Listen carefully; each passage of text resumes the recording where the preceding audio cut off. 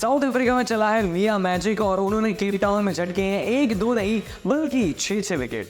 बिल्कुल कपिल, साथ के साथ जैसे ही मोहम्मद सिराज ने अपने 6 विकेट पूरे किए, पूरे इंटरनेट पे तहलका मच गया। सबसे पहले मैं आपको बता देती हूँ कि साउथ अफ्रीका के सेकंड टेस्ट मैच में जो है 6 विकेट्स लिए हैं मोहम्मद सिराज ने, जो उन्हें बनाता है पहला इंडियन प्लेयर जिन्होंने 6 विकेट लिए हैं first session of a test match. बिल्कुल, सिराज की अगर बात करी जाए तो मैं आपको बता दूं कि उन्होंने टेस्ट क्रिकेट में कई बार ऐसा देखने को मिला है जब 5 या उससे ज़्यादा विकेट चटके हैं। गाबा की अगर बात करी जाए यहाँ 5 विकेट लिए थे, इसके बाद उन्होंने 5 विकेट WTC के फाइनल में भी लिए थे और क्वींस पार्क की अगर बात करी जाए तो वहाँ पर भी 5 विकेट उन्होंने लिए थे। साथ के साथ उनका ये 6 विकेट हॉल जो है वो उनको सेकंड बेस्ट बॉलिंग फिगर बनाता है by an Indian fast bowler against South Africa. इससे पहले ये रिकॉर्ड्स किसके नाम आए थे मैं आपको बता देती हूँ। 7 विकेट थे शार्दुल ठाकुर के नाम पे 2022 में, 6 विकेट्स अब सिराज के नाम है 2024 में, 6 विकेट्स श्रीनाथ के नाम थे इससे पहले 1996 में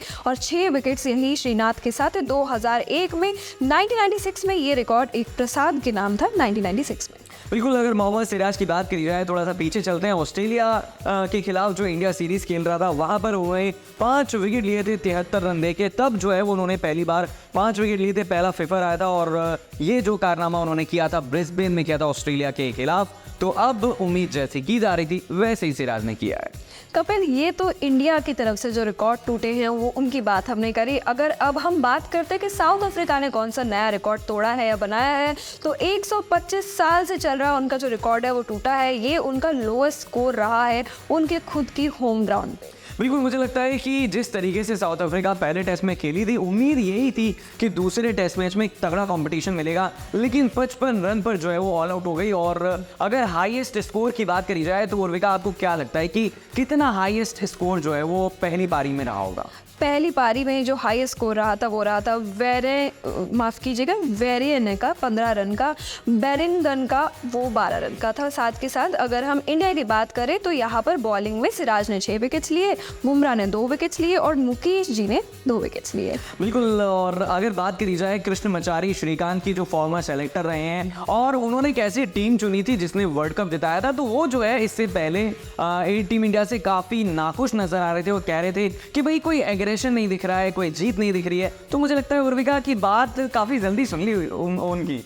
बिल्कुल कपिल, और जैसा प्रदर्शन पिछले टेस्ट मैच में देखने को मिला था, हमने आपको लगातार बताया था कि बैटिंग इतनी कोई खास थी नहीं ना, बॉलिंग में कोई कमाल था। ये सारी बातों को जो है पूरे क्रिटिसिज्म को टीम इंडिया ने बहुत सीरियसली लिया और अब आपके सामने चल रहा है जो स्कोर चल रहा है। साथ के साथ अगर श्रीकांत की हम बात करें तो उनका क्या कहना है वो मैं आपको बता देती हूँ। उन्होंने कहा इन T20s India is overrated, in ODIs India were excellent.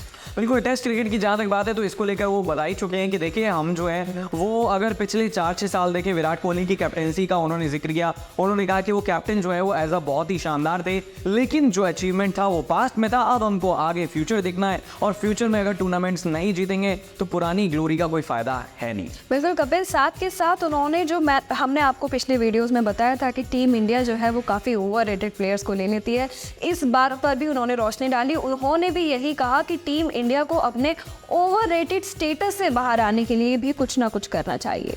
बिल्कुल, सीधा इशारा जो है वो उर्विका का शुभमन गिल की तरफ है। हालांकि रोहित शर्मा की अगर बात करी जाए तो उन्होंने कहा था कि मैं शुभमन गिल को बैक करूंगा और उनमें पोटेंशियल है। अब अगर पोटेंशियल है तो देखते हैं कि कब तक ये पोटेंशियल दुनिया के सामने आता है, खास तौर पर टेस्ट की अगर बात करी जाए। बिल्कुल कपिल, लेकिन यहाँ पर जो पोटेंशियल खासकर नजर आया वो बॉलर्स का नजर आया। बैट्समैन का इतना कोई खास पोटेंशियल या अच्छी पारी हमें देखने को नहीं मिली है। खैर, अगर हम बात करते हैं विराट कोहली की कैप्टनसी की तो 2-3 साल से जो है उन्होंने इंग्लैंड को डोमिनेट किया है। साउथ अफ्रीका के साथ अच्छी खासी हमने लड़ाई ली है और ऑस्ट्रेलिया के अगेंस्ट हम जीतते हुए नजर आए हैं, जिसके चलते पैट कमिंस जो है उनका कहना है कि हर कोई ये जो टेस्ट सीरीज चल रही है इसको देखे, ये बहुत मज़ेदार है, बहुत रोमांचक हो रही है और इंडिया की बहुत अच्छी पारी हमें देखने को मिल रही है।